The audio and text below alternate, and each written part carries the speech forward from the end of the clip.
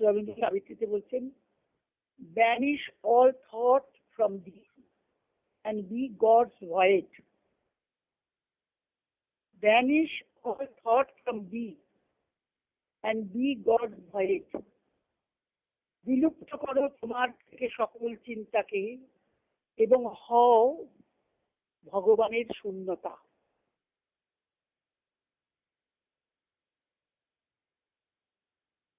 ভগবানের শূন্যতা বলতে কি বোঝাচ্ছে? Consent to be nothing and none. Consent to be nothing and none. Dissolve time's work. Cast off thy mind. Step back from form and name. Cast off thy mind. তোমার মনকে ছুঁড়ে ফেলো। Step back from form and name.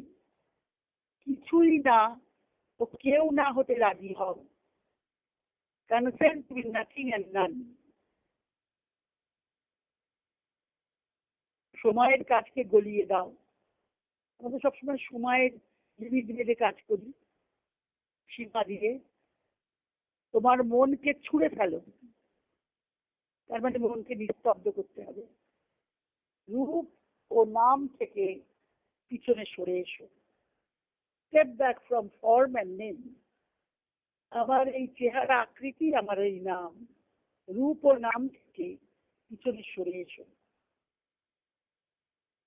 Annul thyself that only God may be.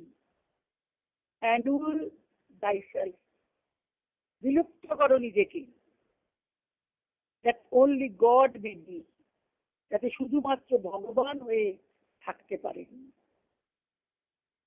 শূন্যতা মানে ভগবান। এই যে কালী পুজো হচ্ছে, কালীর যে চুল এলো করা রয়েছে অনন্তের প্রতীক,